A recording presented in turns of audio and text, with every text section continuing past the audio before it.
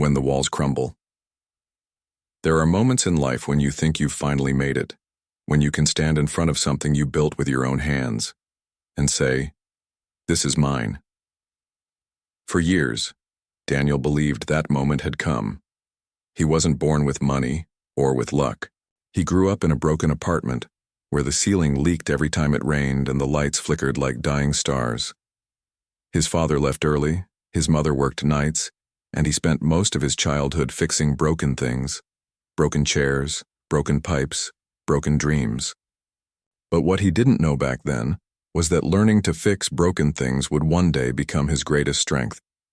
After college, Daniel worked 3 jobs to save every penny. He skipped vacations, lived on instant noodles, and slept on a mattress on the floor. For 5 long years, every dollar he earned was a seed, and every seed was for one dream: to own a home. Not a mansion, not a luxury villa, just a small, peaceful house with a garden, a place that finally belonged to him. And then, he found it. A cozy 2-story home on the edge of a quiet neighborhood. A white fence, a small porch, and a single oak tree in the yard that danced with the wind. It wasn't perfect. The paint was peeling, the plumbing needed work, and the backyard was wild. But to Daniel, it was heaven. He poured himself into it. Every evening after work, he painted, repaired, mowed, and planted. He fixed every corner until it whispered back to him, "Thank you." Neighbors watched as the man with calloused hands and tired eyes turned that old, forgotten house into something beautiful.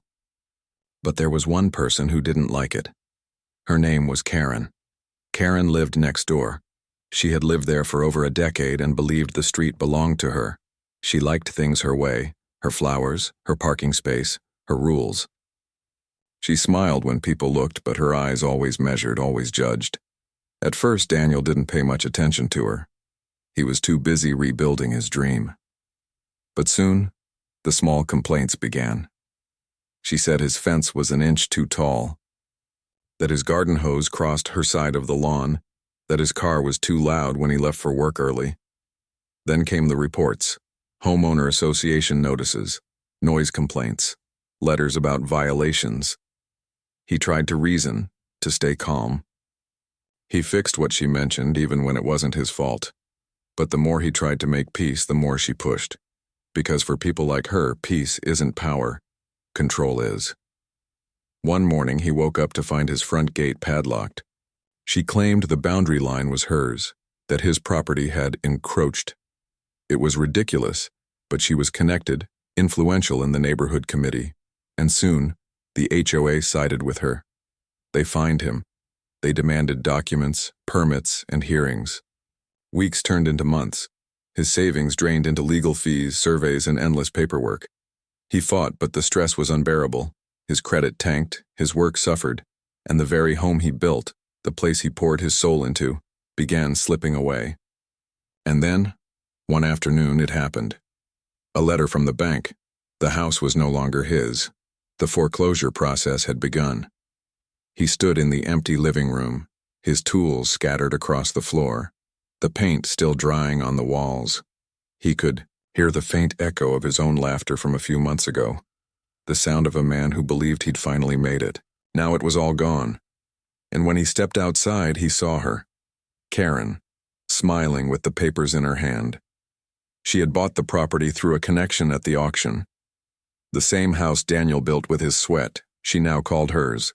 She even told the other neighbors how irresponsible he had been, how she was saving the block from people who didn't belong.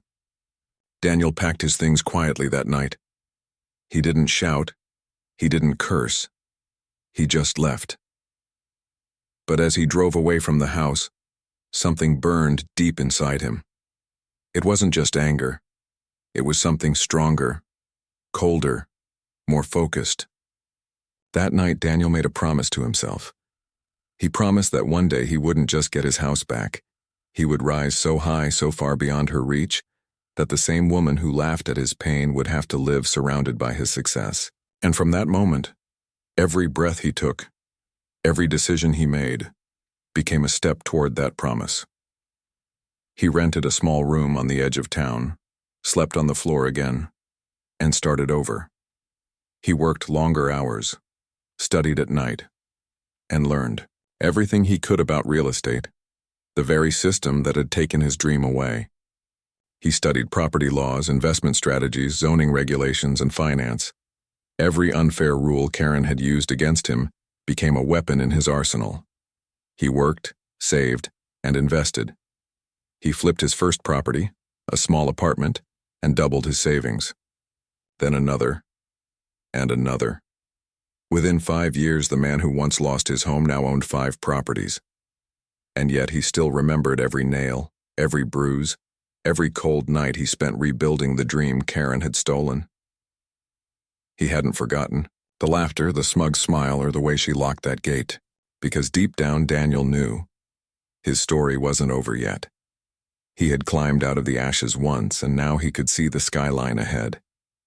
And in that skyline was her neighborhood. The same street that took everything from him.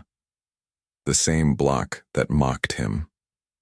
The same woman who thought she'd won forever. But what she didn't know, what none of them knew, was that Daniel wasn't coming back for revenge.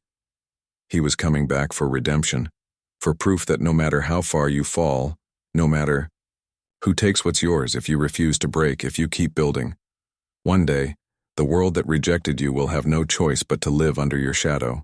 As he looked at the old photo of his lost house, Daniel smiled. The oak tree was still there, still standing, still growing,